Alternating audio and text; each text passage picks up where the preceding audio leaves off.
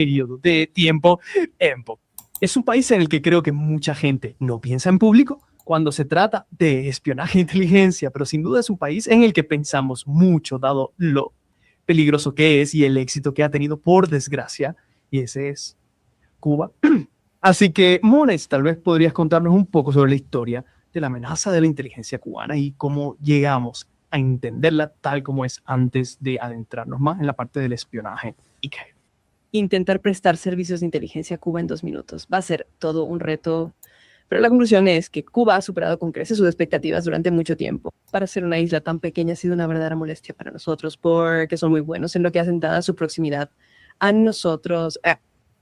Bueno, ya sabes, en el Caribe. Y el miedo a una invasión, francamente, venga, como una amenaza existencial. Siempre les ha preocupado que fuéramos a invadir, siempre han querido adaptarse a eso. Por eso han dedicado mucho tiempo y esfuerzo a obtener información.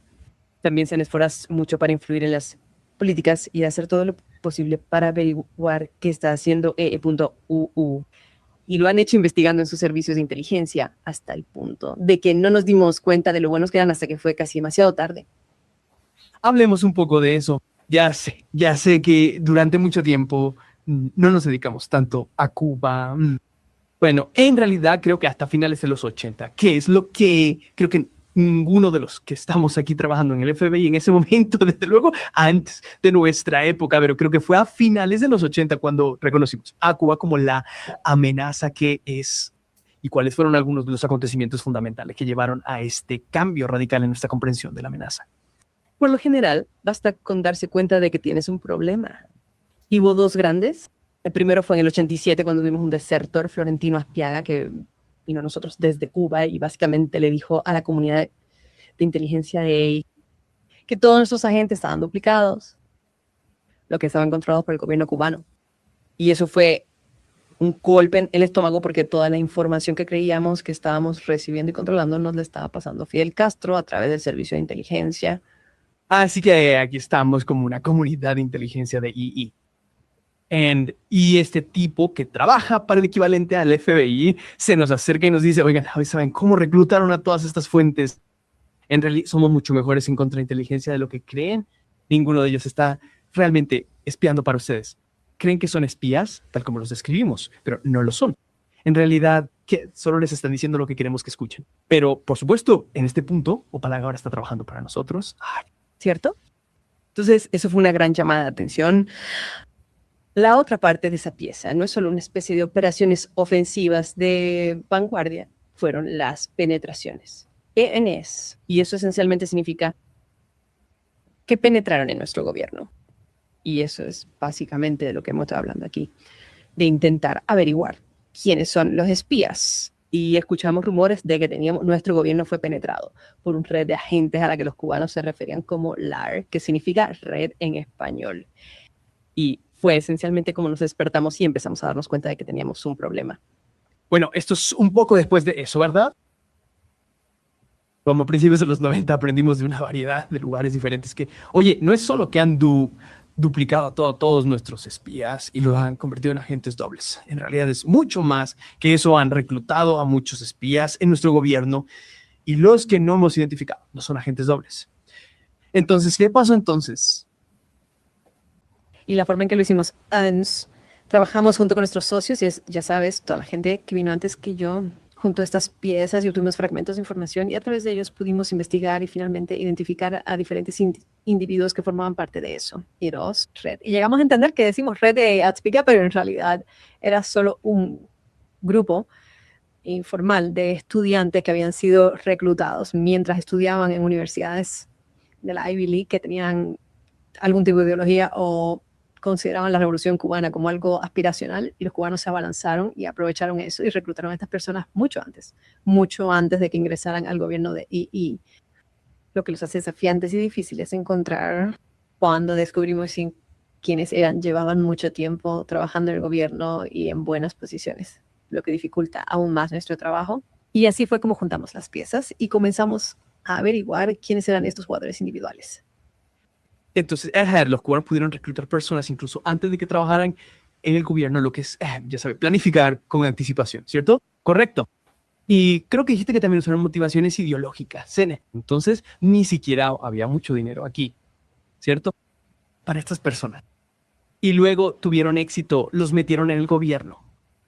Y una vez allí, empezaron a compartir información con los cubanos, que ya sabes, abarca todas las categorías que Tiffany acaba de mencionar antes.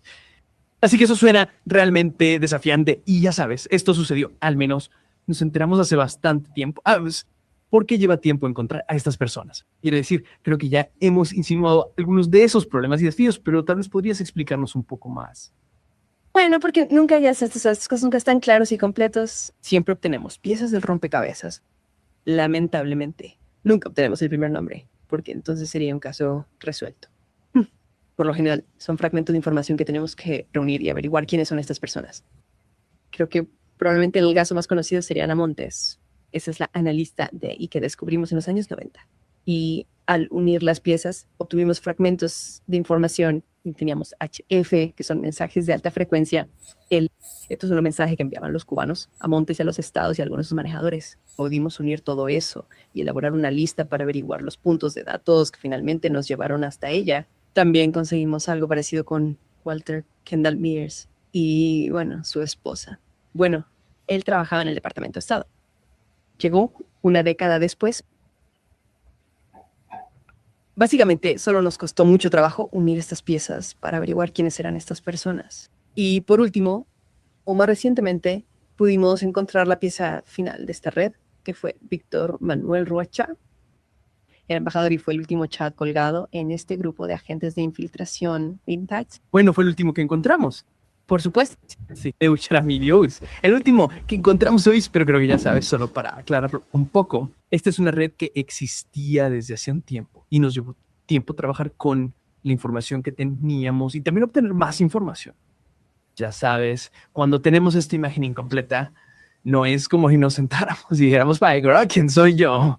Oye, trabajamos activamente para intentar encontrar más y más información para poder identificar positivamente quién es esta persona y tomar medidas, pero creo que también es muy importante tener en cuenta, y quizá Tiffany podrías ayudarnos a mover un poco esta cuerda.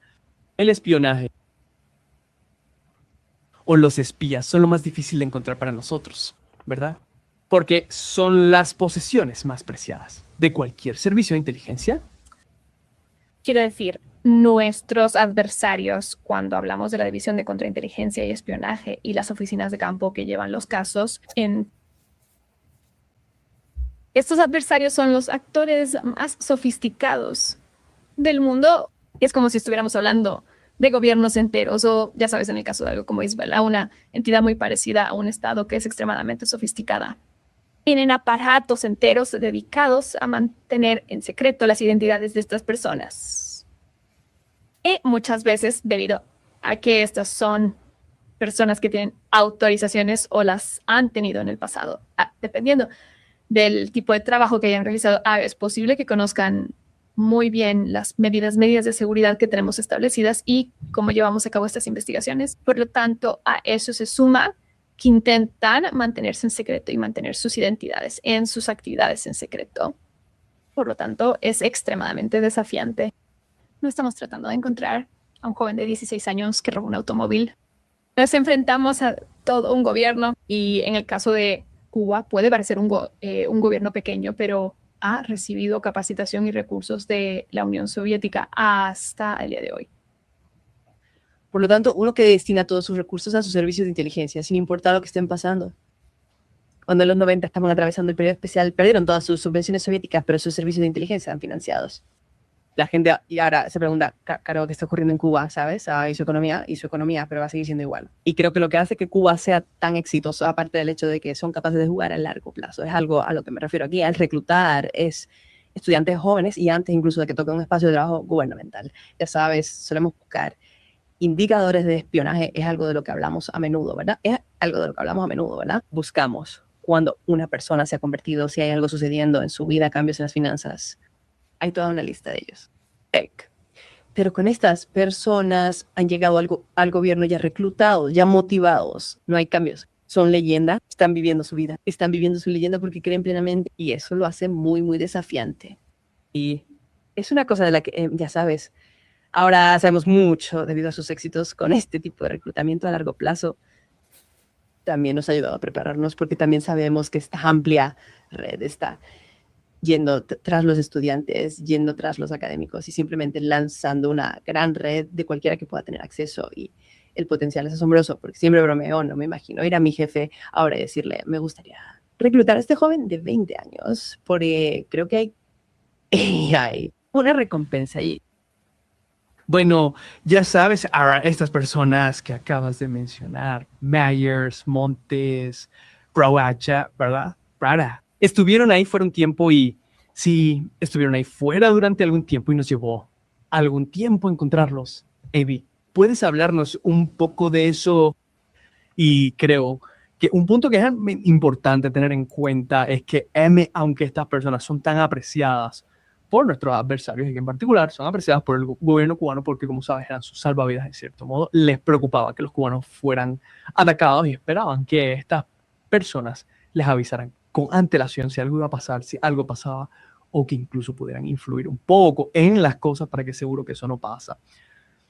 Así que está claro que estos espías son muy importantes para ellos. Sin embargo, los encontramos, ¿saben? El FBI encontró a todas estas personas. Por un lado, y voy a hablarle a la audiencia, ahí fuera, el FBI está ahí fuera tratando de encontrar a estas personas. Pero además, nadie debería pensar que solo porque un servicio exterior les ofrezca protección, el FBI los dejará ir y saldrán con la suya. Porque si los cubanos no pudieron proteger a sus espías, entonces nadie podrá protegerlos del FBI. Pero tal vez podrían hablarnos un poco del proceso y tal vez algunas lecciones aprendidas, si tienen alguna para nosotros. Bueno, como decía antes, nunca obtenemos el nombre completo. Obtenemos piezas de este rompecabezas que tenemos que descifrar y esto requiere un equipo de investigadores. Por suerte, trabajamos muy bien juntos con nuestros socios en varias agencias y nosotros con nuestro equipo analítico sois un gran ejemplo de ello. Sí, soy analista del FBI, así que gracias por eso. Porque es necesario examinar mucho la información.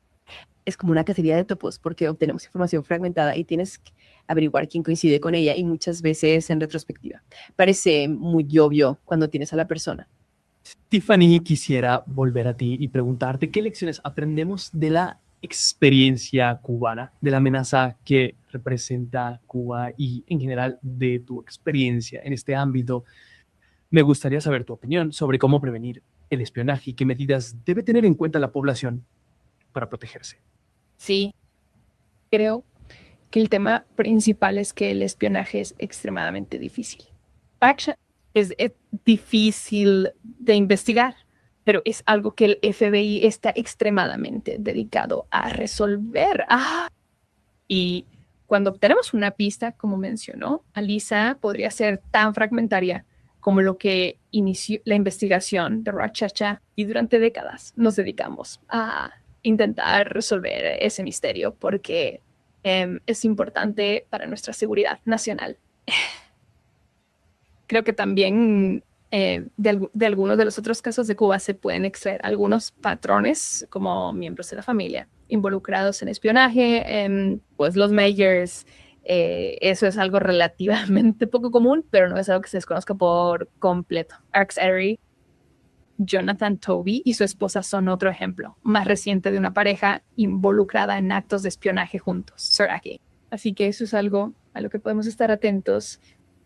Y creo que también, como mencionó Alisa, las motivaciones para esto pueden ser muy complicadas. No es solo como, esta persona, ya sabes, de repente tiene dificultades financieras o están descontentos con su trabajo, podría haber sido una operación de secuestro en la que la persona llegaba sabiendo siempre que iba a ser un espía. Hablamos mucho en términos de indicadores en lugar de algo que sea diagnóstico, porque de nuevo, con el ejemplo de Cuba, como has mencionado, los cubanos no suelen pagar grandes sumas de dinero a la gente.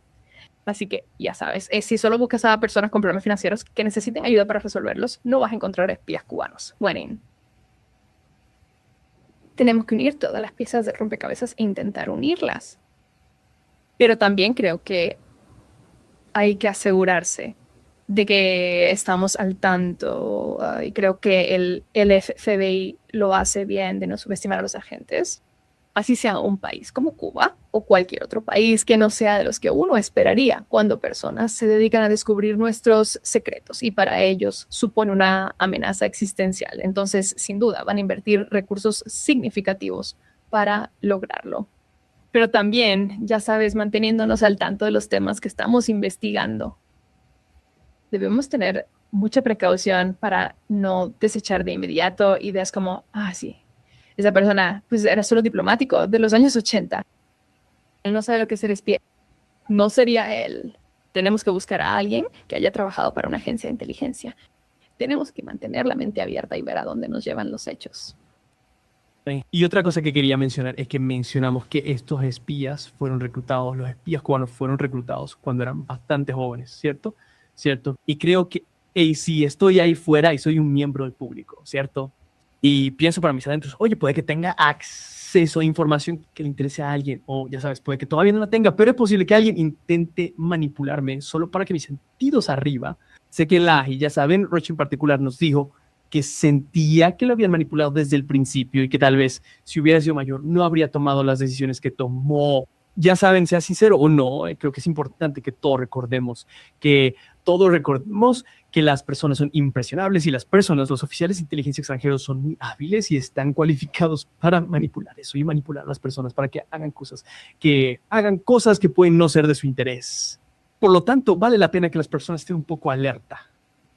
¿Tienen algo de ustedes alguna idea final, algo muy rápido antes de que cerremos esto? Creo que sí, intenten seguir esa línea. No es necesario que se vuelvan paranoicos, pero estén atentos y siempre pueden consultar si algo que saben que no les parece bien, siempre pueden consultarlo con la Oficina de Seguridad de Oquencia y son bastante buenos separando el trigo de la ruina. Bueno, gracias a nuestra audiencia que nos ha acompañado hoy.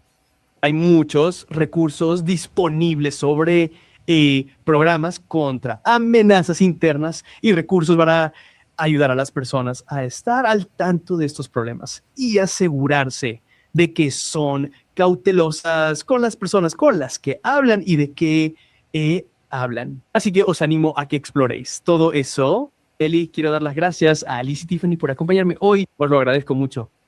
Es genial pasar un tiempo con vosotras y charlar sobre estos temas. Y con eso, ya sabes, espero que sigan sintonizando para el próximo episodio de esta serie y gracias a todos por acompañarnos.